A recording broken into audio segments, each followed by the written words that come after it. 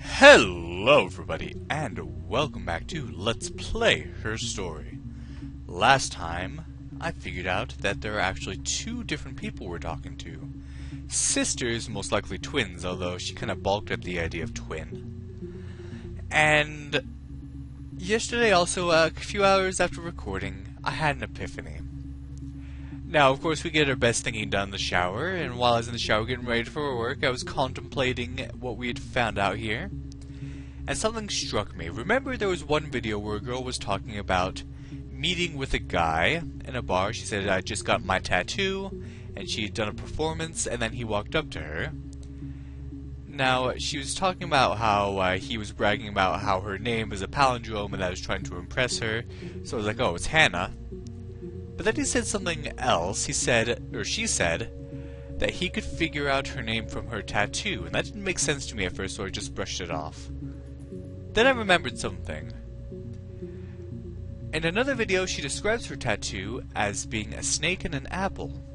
Now, for those of you who don't know, a palindrome is a word that can be spelled the same forwards and backwards. Hannah is not the only name that could be spelled forwards and backwards, and with the tattoo being what it is, let's see if this works, because as soon as I got out of the shower after I thought of this, I ran to my little list of words, wrote this down, underlined it a few times. Let's see if it works. Just as I thought.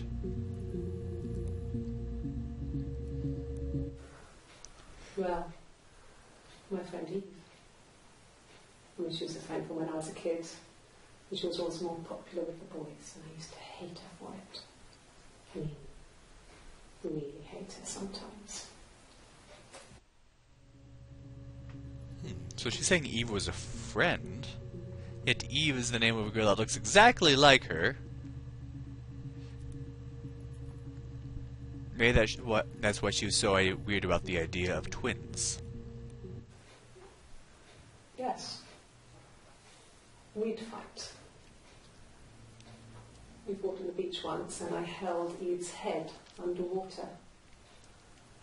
There was no one else around. It was at the far end of the beach. And I held her head under, and I kept it under. And for a moment, I just wanted to kill her and watch her drown.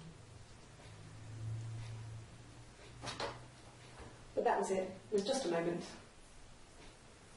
We made up after. It was a love-hate relationship. Alright, so I'm going to do something else now. So she tried to kill Eve, yikes. What I'm going to do is I'm going to write dates down according to who the girl is. And so 30/06/94, that will be Hannah. So anything done under that date is Hannah, I believe. A police station. Yeah. When I was young, we ran away on my birthday. Bob Dylan was playing in London, and we thought we could break into his tour bus and have him take us with him. The taxi driver we paid to drop us off. I mean, we'd saved money, pinched a bit here and there to pay for the fare. He was suspicious because we were so young, so he told the police. So they came and picked us up and took me back to Portsmouth. My mum picked me up from the station. But I blamed everything on my friend Eve, so my parents let me off.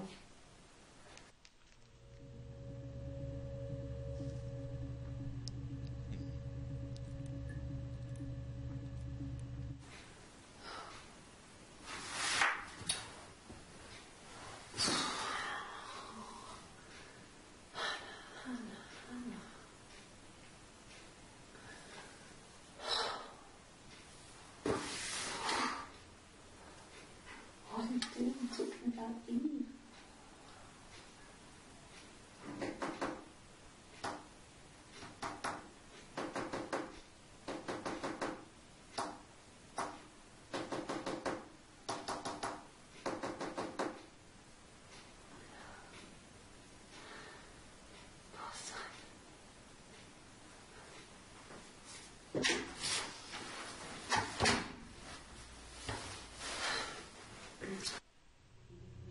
I guess she was alone at that point and just kind of talking to herself.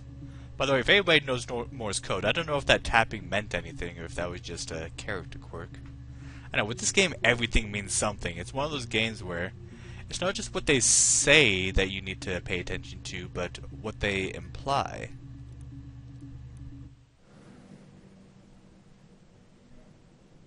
My mother called me Eve. Okay. I'm gonna write down mother. Jeez, this list is so messy. Already almost full. Okay, let's see. There's something else I want to write down.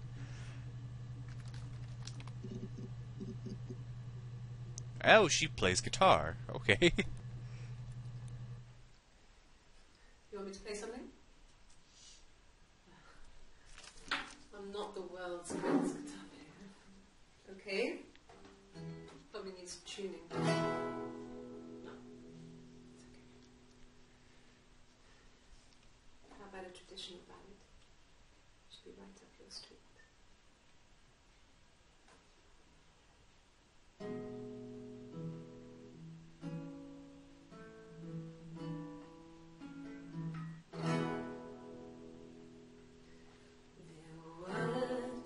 Sisters came walking by the sea.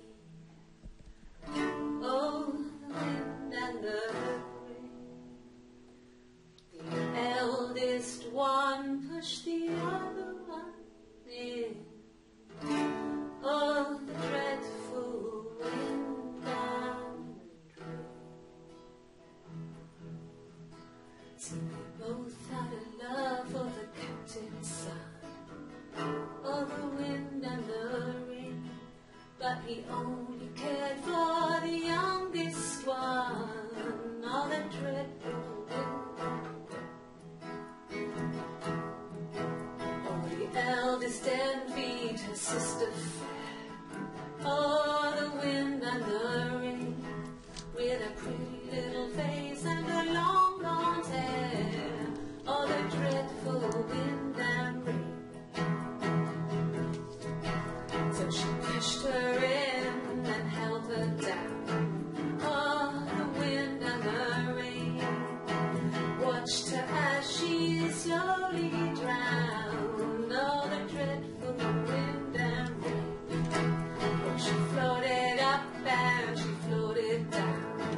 Oh, the wind and the rain floated till a ship came by.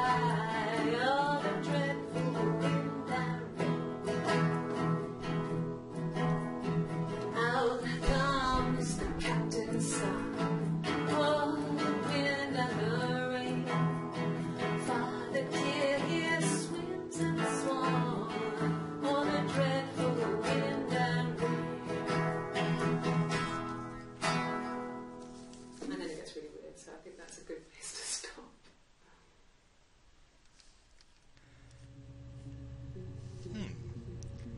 That was morbid. And it kind of jives with that other story she was talking about. Well, about what Hannah was saying about holding Eve's head under the water. I believe this is supposed to be Eve. But I'm getting suspicions about even that now.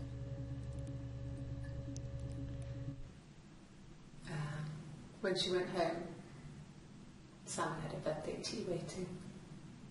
Afterwards, she told Simon about me, told him I was pregnant. She wanted me to move in with them, this sister he didn't know she had.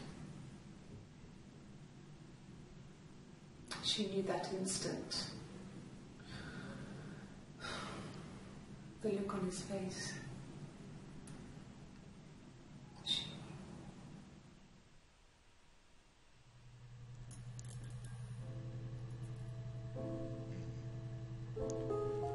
There's so much going on here. She sent him out the house, kicked him out, called me up, crying, and I went round. I guess I had a feeling I could hear something was wrong in her voice, but I wasn't sure what it was. She called my sister on the phone. She never calls me that.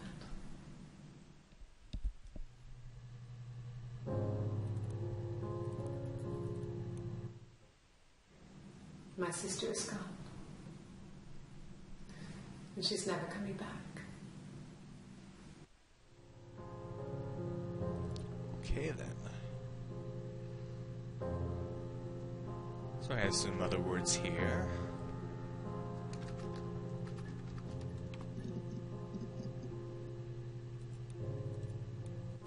Well, I don't know. I probably had to pop out and get something, that's why I was speeding. And that wouldn't have been noted on my timesheet. But I really can't remember back to February.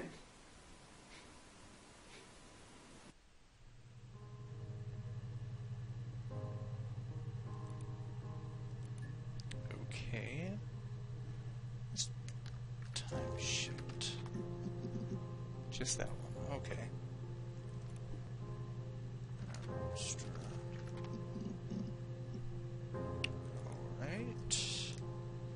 That one off. There we go. Florence was a warm, kind person. But she was broken, I guess. When I found her diary, I also found a biscuit tin with other stuff in it. Older papers, letters, that kind of thing. Her story was in there. I never really spoke to her about it. I was far too young to really understand, I guess. I just put it together later, once I was older. She had loved children, planned to have a large family, but her husband died in the war.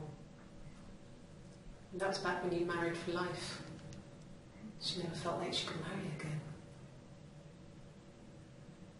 Isn't that strange?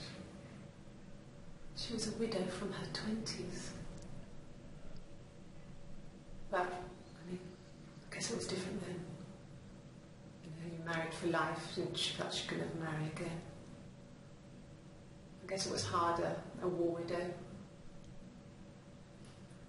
One of the dead. I don't know, maybe there was more to it than that. I don't really know. Who's Florence? First time we heard about her. Alright, let's go with...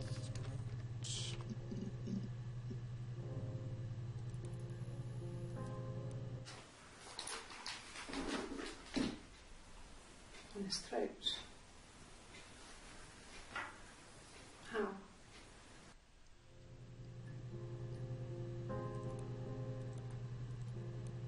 Like I said before, it was 3, something like that.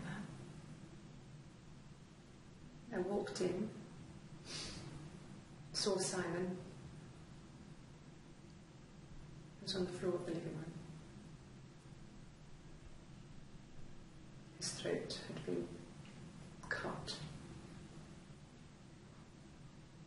There was a lot of blood.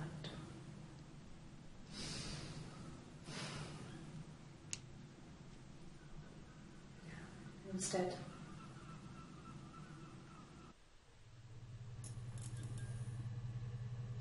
Kind of confused now. So this person right here is saying she found Simon lying there dead.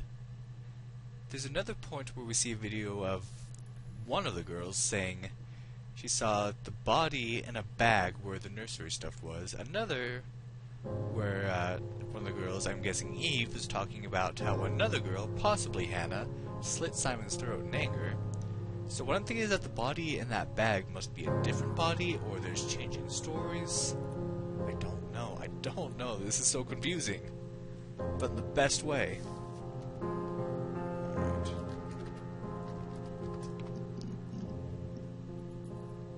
A lot of entries for pregnant. I got pregnant. Both our parents had a big powwow. We weren't even in the room. And they decided we should get married.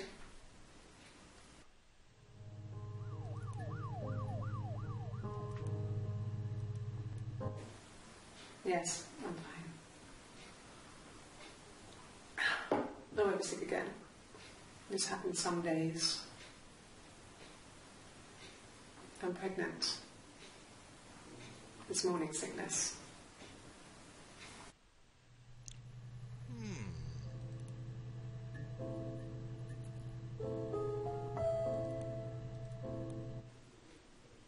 When I arrived in Glasgow, I was exhausted. The streets were empty. I was driving badly. And I hit a taxi. Not a big crash, just paintwork. The guy was so pissed off because I didn't have a driving licence on me. But when I told him I was pregnant, he made sure I got to the hospital so they could check me out. It was fine. The hospital must have details when I was looked at. There's a scratch on the car. Alright, we're writing down more words. There's a lot for pregnant, so let's get that off of there.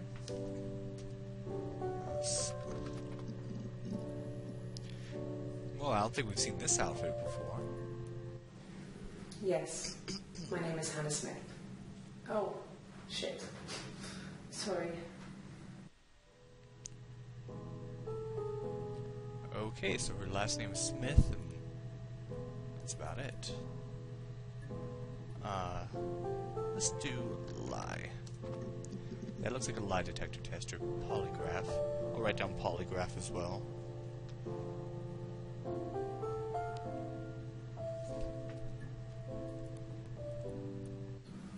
Yes, I'll take a lie detector test.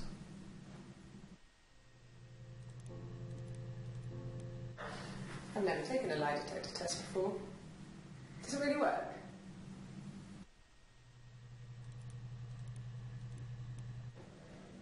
My name. That was the only question I failed. The lie detector works. That was when she called herself Hannah Smith. Yeah, I'm getting some other suspicions now. Perhaps the twin thing was a bit of a jump. Alright. Anyway.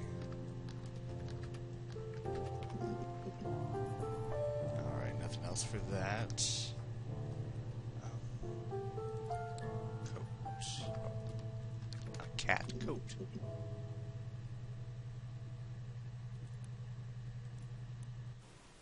Okay. I parked up in the street. It was busy, so I had to park down the end of the road. Walked up, knocked on the door, no answer.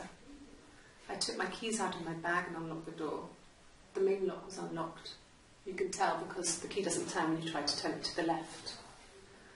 I walked in. Simon's coat wasn't on the peg. I couldn't see his shoes in the shoe rack. I shouted out. I walked straight into the kitchen because he usually sits in there to have a cup of tea and read his paper, but he wasn't there. I touched the kettle, it was cold. I looked quickly in the living room, nothing. So I walked upstairs to the bedroom and he wasn't there. I didn't search for him because it was pretty clear he wasn't there. I had a shower, the phone rang whilst I was in the shower, I didn't answer it, I think it was Eric. Then I was just exhausted. So I lay down on the bed and I fell asleep, though I didn't mean to. I woke up a couple of hours later and I was surprised to see no one in the bed next to me. And then I remembered where I was and what had happened. That's when Eric called again. This time I spoke to him. Then I called Doug and Eleanor. And then I decided to come and see you.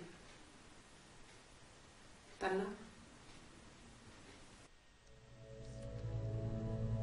So when she found out that Simon was missing. Okay. I parked up on the street. It was busy, so I parked down at the end of the road. I walked up to the house. I knocked on the door. No answer. I took my keys out of my bag, unlocked the door. The main lock was unlocked. I could tell because the key wouldn't turn when I tried to turn it to the left. I walked in. Simon's coat wasn't on the peg. I couldn't see his shoes on the shoe rack. I shouted out for him. I walked straight into the kitchen. He usually sits in there to have a cup of tea and read his paper. He wasn't there. I touched the kettle. It was cold. I looked quickly into the living room. Nothing. I walked upstairs to the bedroom, he wasn't there. I didn't search for him because it was pretty clear he wasn't there. Then I had a shower. Whilst I was in the shower, the phone rang. I think it was Eric, his boss. I didn't answer it. Then I came out and I was just exhausted. So I lay down on the bed and I fell asleep, but I didn't mean to. I woke up a couple of hours later and I was surprised to see no one in the bed next to me. And then I remembered where I was and what had happened. That's when Eric called again. I spoke to him. Then I called Simon's parents. And then I decided to come and see you. That enough? That's weird. This is from the 30th of June. This is from the 1st of July, the next day. They're practically identical in what they say. It's almost as if she rehearsed it. I'm gonna go out on a limb here again. Nothing. Okay. Let's go with nothing. Ooh, a few things there.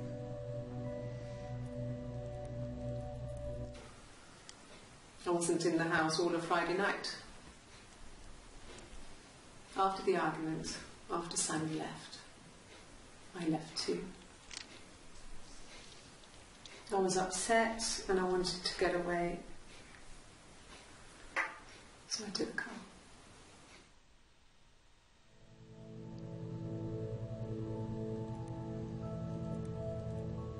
I got in the car and I drove. I just kept driving north. Just kept going, just wanted to get as far away as I could. When I finally stopped, I was all the way up in Glasgow. I was so tired. I just had to sleep. I remember hearing that story where she pulled over and slept for a while and then turned around and went back.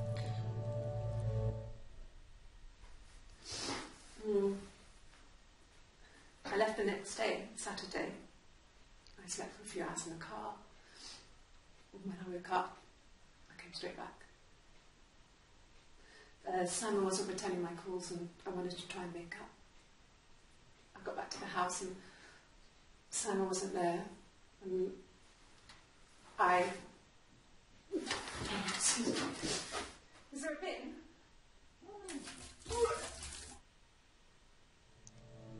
And there's the morning sickness. Yeah. I pulled over and slept in the car. This was just by the side of the road. I was exhausted.